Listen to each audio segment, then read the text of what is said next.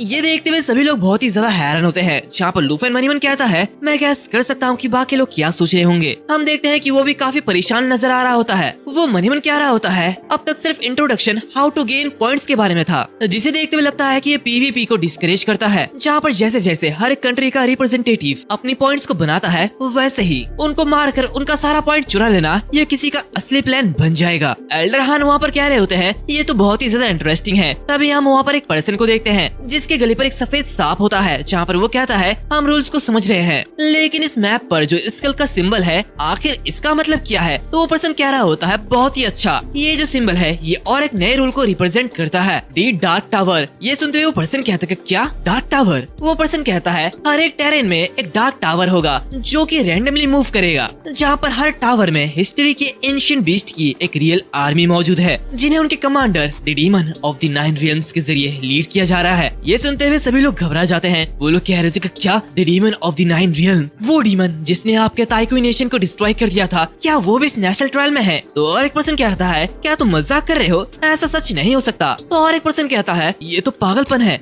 लूफन कह रहा होता है द डीमन ऑफ द 9 रियल्म्स। तभी प्रिंसिपल जाओ कह रहे होते हैं ये वो एंशिएंट मॉन्स्टर है जिसे ताइक्वी नेशन के जरिए सील कर दिया गया था। 50 साल पहले हुआ एक ऐसा एक्सीडेंट जिसने सील को तोड़ दिया था, और इसी की वजह से पूरा का पूरा ताइक्वी नेशन वो the demon of the 9 realm और इसके आर्मी के हाथों लगभग डिस्ट्रॉय हो गया था। तभी एल्डर हान कह रहे होते हैं अल्टीमेटली इसे 5/4 स्टेज एक्सपर्ट्स के जरिए सील्ड कर दिया गया था, और वो ताइक्वी नेशन के सुप्रीम नेशनल हीरोज है। तो लूफन कहता है the demon of the 9 realm जैसे एंशिएंट बीस्ट को मारने के लिए 5/4 स्टेज एक्सपर्ट्स की जरूरत पड़ी। तभी वो सांप वाला पर्सन कह रहा होता है मिस्टर जिन, आमतौर पर नेशनल ट्रायल में मॉन्स्टर्स की एट्रीब्यूट काफी कम होती है, तो मैं जानना चाहूंगा कि आखिर इन डीमंस में अभी उनकी ओरिजिनल पावर कितनी है। ये सुनते हुए मिस्टर जिन एक इविल स्माइल ले रहे होते हैं। वैसे गाइस मुझे लगता है कि ये ताइक्वी नेशन पक्का कुछ कांड करने वाला है। खैर हम देखते हैं कि मिस्टर जिन कह रहा होता है गुड क्वेश्चन, यही तो इस साल के नेशनल ट्रायल को इतना ज्यादा इंटरेस्टिंग बनाता है, यानी कि the demon of the 9 tails वो इस ट्रायल में अपने फुल्ली अनसील्ड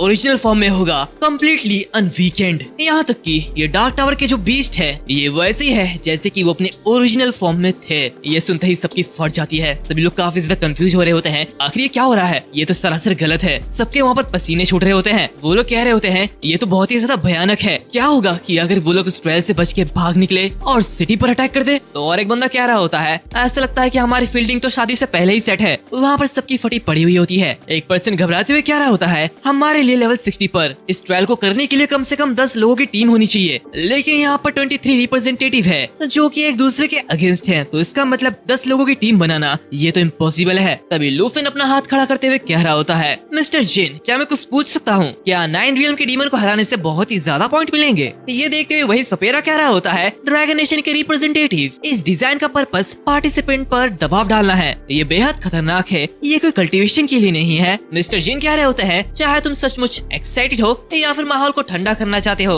लेकिन एक चीफ कोऑर्डिनेटर होने के नाते मैं तुम्हें आंसर दूंगा। इस ट्रायल पर जितने भी बीस्ट है उनके अपने अपने पॉइंट है, जहाँ पर अगर तुम इस 9 रियल्म के डीमन को मारते हो तो हाँ तुम्हें पॉइंट मिलेंगे, बल्कि बहुत ही ज्यादा पॉइंट मिलेंगे। वेल अगर किसी के पास कोई क्वेश्चन नहीं है तो इसे यहीं पर खत्म करते हैं। आप सभी का यहाँ पर आने के लिए थैंक यू। तो उसकी ये बातें सुनते हुए वहाँ के रिप्रेजेंटेटिव वहाँ से जाने लगते हैं। वो लोग कहते हैं अब सांस में सांस आई। यहाँ पर एल्डर हान कहते हैं वाइस प्रिंसिपल जाओ और रिप्रेजेंटेटिव लियो तुम दोनों जाओ और अपने रूम में आराम करो, हम कल मिलते हैं। इसी के साथ वो अपनी बॉडीगार्ड के साथ वहाँ से निकल जाता है, जहाँ पर वो आगे बढ़ते हुए कह रहा होता है 9 रियल्म का डीमन और इसका पॉइंट। मैं सच में लूफिन की परफॉर्मेंस के लिए काफी ज्यादा एक्साइटेड हूँ। इसी के कुछ देर बाद हम देखता है कि लूफिन अपने रूम में लेट जाता है, लेकिन वो कुछ सोच रहा होता है। रियल एंशिएंट बीस्ट 9 टेरेंस के अजीब मैप और ओपोनेंट को मारकर उनके पॉइंट्स को स्टील करने का परमिशन। मुझे चार्ल्स पर यकीन नहीं है, लेकिन चांग हान वो कुछ ना कुछ जरूर करेगा। जहाँ पर उसके फोन में एक नोटिफिकेशन आता है और उसे रैंकिंग दिखाई जाती है, जहाँ पर वो देखता है कि टियर 0 में चार्ल्स और आंद्रे हैं, टियर 1 में किम सुंग हान यानी कि चांग हान है और लूफिन भी है। खैर मुझे पता नहीं चलता कि आखिर ये चाइना वाले करना क्या चाहते हैं, ये हर बार कैरेक्टर का नाम क्यों बदल देते हैं। जो भी हो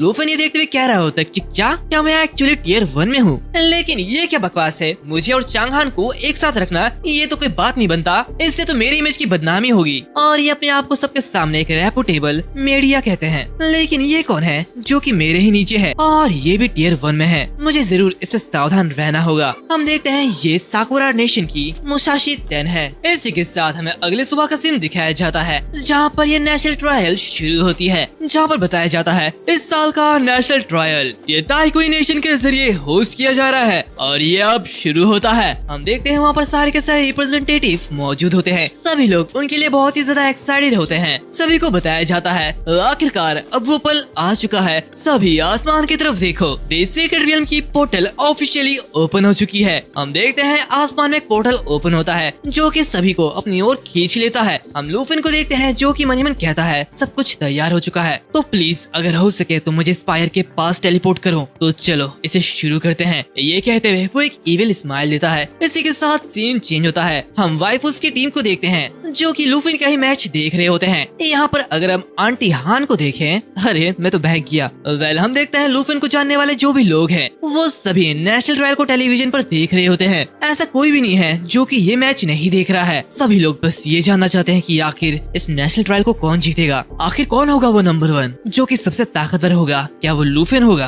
वेल ये तो हमें आगे ही पता चलेगा। हम देखते हैं लूफिन सीक्रेट रियल में एंटर कर चुका है जहाँ पर वो एक बर्फीले जगह पर होता है। ये देखते हुए वो मनीमन कहता है ये टेरेन मैं इसे बहुत ही अच्छी तरीके से जानता हूँ, ये तो वही फार नॉर्थ का मैप है। हम देखते हैं इस रियल्म का नेम आइस फील्ड है। वो अपने मैप को ओपन करता है और अपनी लोकेशन देखने लगता है। वो कहता है मैं अभी इस आइस फील्ड के बीच में हूँ और रैंक अभी तक अपडेटेड नहीं हुआ है, तो इसका मतलब किसी ने भी स्कोर नहीं किया। इसी के साथ इस आइस फील्ड के लोअर राइट कॉर्नर में एक टास्क है। ये तो बढ़िया है, ये मेरा फर्स्ट टारगेट होगा। इसी के साथ उसके बाद जो ब्रेसलेट है वो ब्रेसलेट बाकी सभी रिप्रेजेंटेटिव्स के पास भी है, यानी कि सभी रियल टाइम रैंकिंग देख सकते हैं और सर्वाइवर्स के नंबर को भी देख सकते हैं और जिसका स्कोर सबसे ज्यादा हाई होगा वो ऑब्वियसली सबका टारगेट बन जाएगा। लूफिन मनीमन कहता है तो मैं कहना चाहूंगा रूल बिल्कुल सिंपल है और मुझे ये बहुत ही ज्यादा पसंद है। इसी के साथ वो जियाओ येई और जिंग चैन को समन करता है और आगे बढ़ते हुए जिंग चैन से कह रहा होता है जिंग चैन टीम अप के बारे में क्या ख्याल है, चलो जियाओ येई के साथ मिलकर लेवल अप करते हैं। लेकिन जिन चैंग उसे इग्नोर करते हुए उसके कंधे पर बैठ जाता है।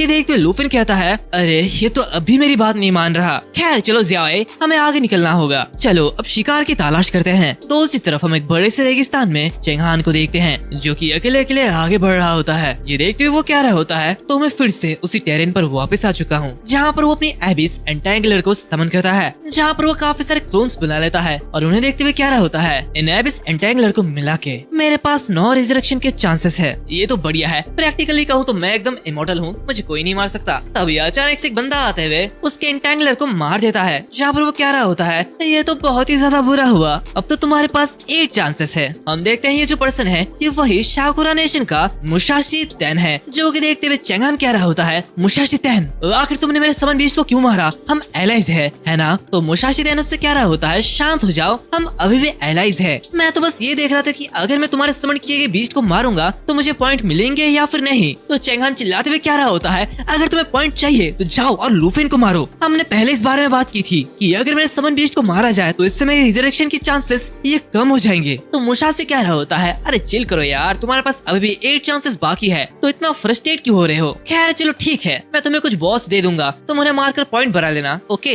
तो चेंगहान वहाँ से आगे बढ़ते हुए कह रहा होता है मेरे पास तुम्हारे साथ बकवास करने के लिए टाइम नहीं है, समझे? तो साइड हटो और मुझे आगे बढ़ने दो। तो मुसाशी उससे कह रहा होता है अरे मुझे पीछे मत छोड़ो, मिस्टर जिन ने सबके नाक के नीचे से काफी कोशिश करने के बाद मुझे यहाँ पर टेलीपोर्ट किया है, उसने मुझे सीक्रेटली तुम्हारे पास भेजा है, तो इसलिए बेहतर ये होगा कि तुम अपने साथी की रक्षा करो। चेंगहान आगे बढ़ते हुए कहता है बकवास करना बंद करो और चुप रहो ताकि ओवरसीयर सुन ना सके। हमारा अलायंस वैसा ही है जैसे कि बात हुई थी, मैं लूफिन से निपट लूंगा और तुम ब्लैक ड्रैगन का ख्याल रखना, और इसके बदले मैं तुम्हें उस पार्ट के बारे में बता सकता हूँ जिसे जिन जियानान ने डार्क स्पायर को इंट्रोड्यूस करते समय छोड़ दिया था। और जब डार्क स्पायर इस मैप में रैंडमली मूव करने लगेगा और अगर किसी पार्टिसिपेंट को डिटेक्ट कर लेगा तो ये ऑटोमेटिकली उसके ऊपर अटैक लॉन्च कर देगा। तो मुसाशी कहता है कि क्या आखिर तुमने मुझे इसके बारे में पहले क्यों नहीं बताया? तभी मैं सोचू कि आखिर तुमने इतने सारे रिजरेक्शन चांसेस क्यों प्रिपेयर किया है। वैसे अगर हम 9 रियल्म के डीमन से फाइट करते हैं तो तुम तो रिजेक्ट कर सकते हो, लेकिन मेरा क्या होगा? तो चेंगहान कह रहा होता है जो कि हम एलाइज है तो मैं नेचुरली तुम्हें प्रोटेक्ट करूंगा। इसी के साथ वो अपनी पावर का उसके ऊपर यूज कर देता है, जो कि देखते हुए मुसाशी बहुत ही ज्यादा हैरान होता है। वो कहता है आखिर ये क्या है? चेंगहान कह रहा होता है इसे अवॉइड मत करो, ये एबिस कॉन्ट्रैक्ट है। तभी अचानक मुसाशी को कुछ महसूस होने लगता है, वो घर आ जाता है और उसे बहुत ही ज्यादा दर्द होने लगता है। वो घुटनों पे बैठ जाता है। चेंगहान वहाँ से निकलते हुए क्या रहा होता है, मैं और तुम अब सक्सेसफुली एबिस कॉन्ट्रैक्ट के साथ जुड़ चुके हैं और अब से तुम भी मरने के बाद मेरे एबिस समन बीस्ट के साथ रिजरेक्ट कर सकते हो।